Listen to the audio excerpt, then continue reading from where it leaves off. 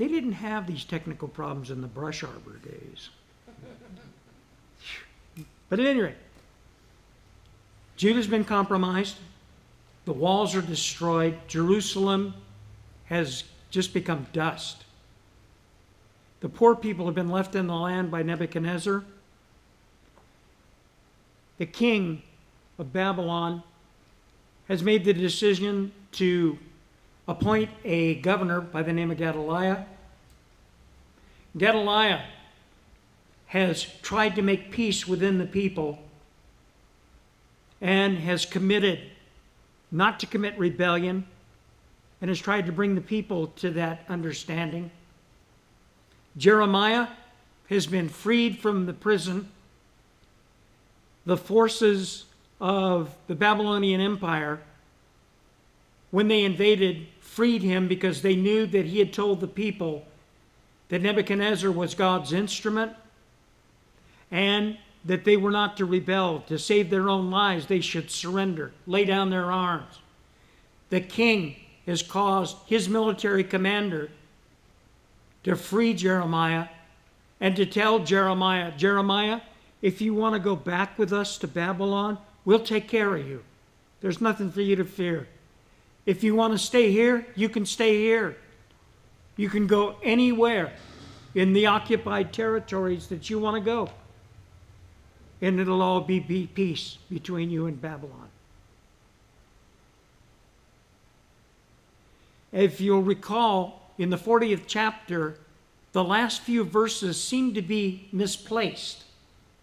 And the reason they seem to be misplaced is because they talked about a plot. And the plot was that there were those that were en route in just 3 months after the occupation had been made sure in Judah,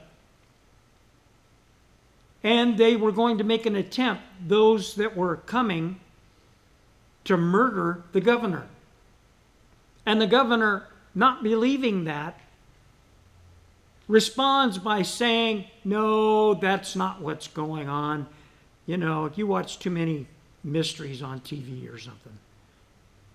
That's really not what's happening. Now, 3 months has been fully completed. This section of the book of Jeremiah speaks to prophecies that are given to the people who are left in the land, the poor, and to a circumstance that brings them to an absolute quandary where they don't know what to do. And they follow the counsel of their own fears. Beginning in verse 1. Now it came to pass that I needed my glasses. And behold, God provided. Now it came to pass in the 7th month that Ishmael, the son of Nethaniah, the son of Elishama, of the royal family, and of the officers of the king, they came with 10 men to Gedaliah, the son of Achim, at Mizpah. And there they ate bread together in Mizpah. So the very men that a loyal officer had tried to warn Gedaliah about have arrived. And when they arrive, they feign being supporters. And they sit down at the table to eat together. And then Ishmael, the son of Nethaniah, and the 10 men who were with him arose and struck Gedaliah, the son of Achim, the son of Shaphan, with the sword and killed him, whom the king of Babylon had made governor over the land. They have committed an act of rebellion.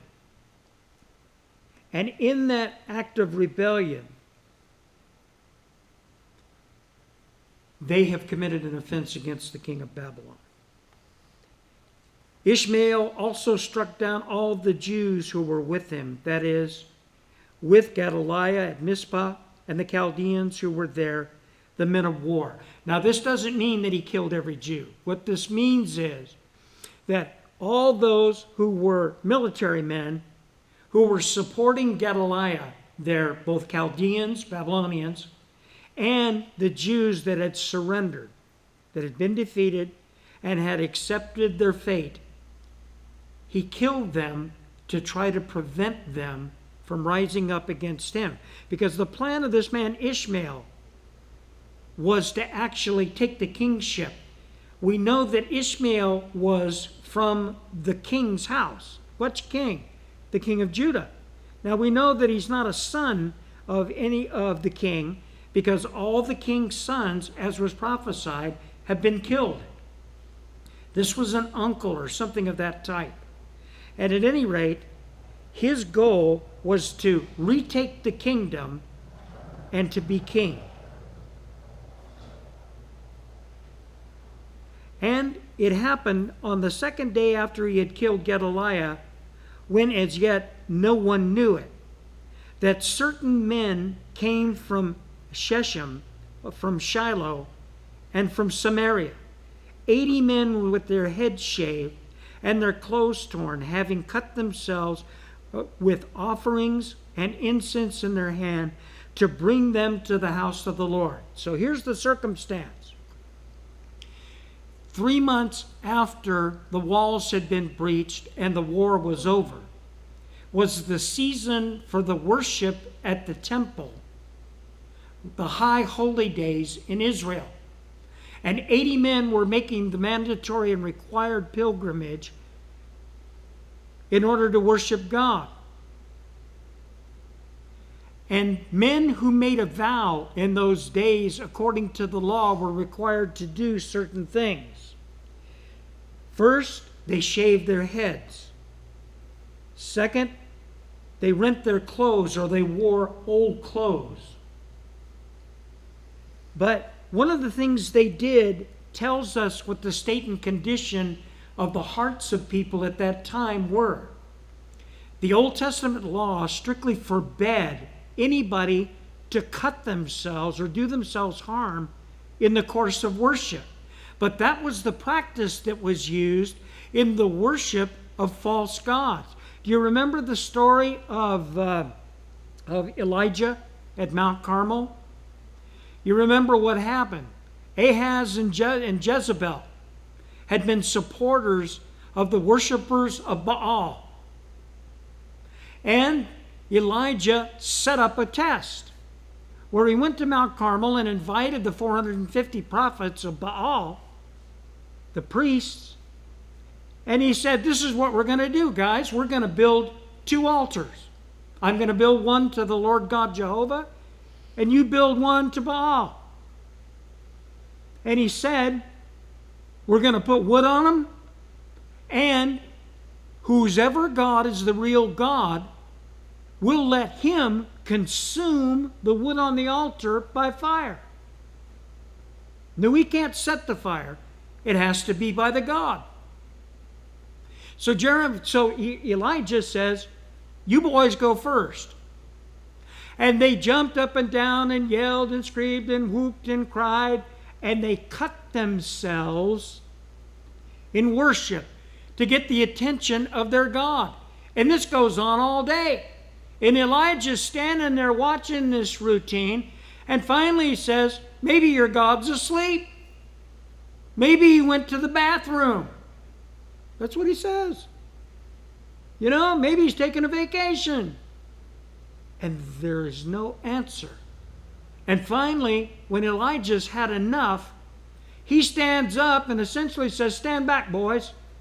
Now it's time for our God, Jehovah. And he goes over to the altar and he takes barrels of water and he douses the wood, digs a trench all the way around the altar and fills it with water so that everything is soaking wet. And he stands back and he prays to God, and fire falls from heaven and it consumes the wood. It vaporizes all the water, and get this, it actually consumes the rocks that the temple or that the altar is made out of. Now, would that get your attention? God makes an absolute point. Well, these men that are coming to worship, these 80 men, have become involved in a syncretistic worship. What does that mean? Syncretism means that it is something that's put together from several places. They've taken apart from this religion and the worship of this false god, and this religion and this false god, and something from the worship of Jehovah, and they've wound it all together so that it's not pure worship of God at all. Now,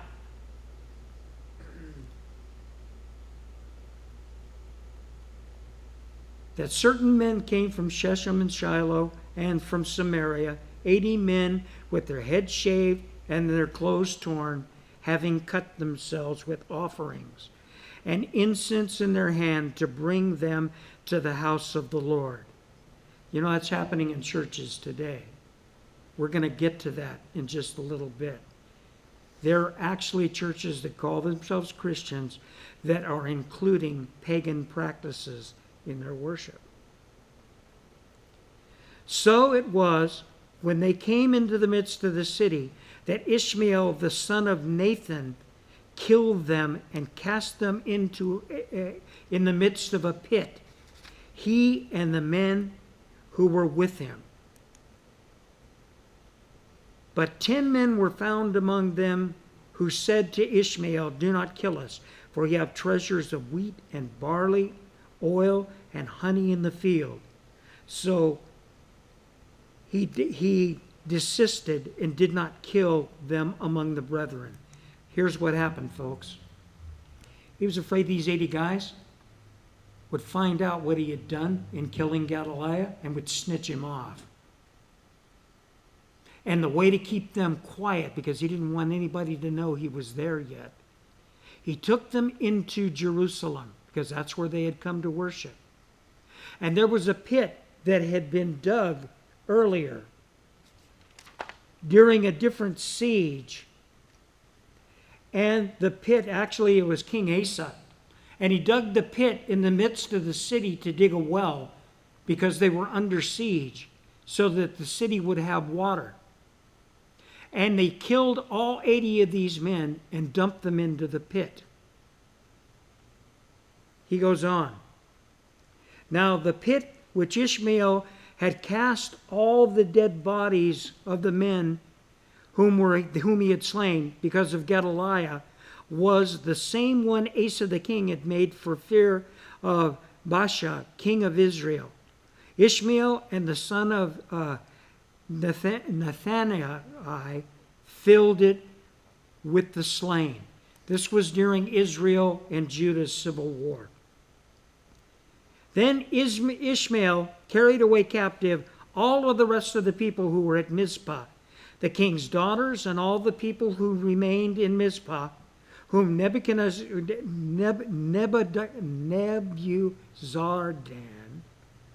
fled.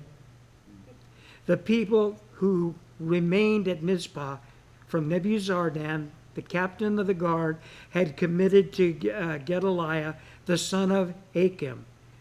And Ishmael, the son of Nathaniah, carried them away captive and departed to go over to the Amorites.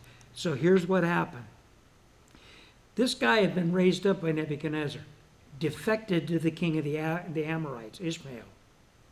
And what he did is, after he killed the governor, after he killed these 80 guys that might have snitched him off, he makes a surprise attack, takes captive all the poor people that Nebuchadnezzar had set free, plus the daughters of the king, which Nebuchadnezzar had given clemency. And when he took them captive, he makes a decision that he enforces his previous decision that he's going to be king. But when Jonathan, the son of Kara, and all of the captains of the forces that were with him heard of all the evil that Ishmael, the son of Nathaniah, had done, they took all the men and went to fight with Ishmael, the son of Nathaniah, and then found him by the great pool that is in Gibeon. This is the same pool that King David and his generals used to watch people fight and die for sport. a huge pool.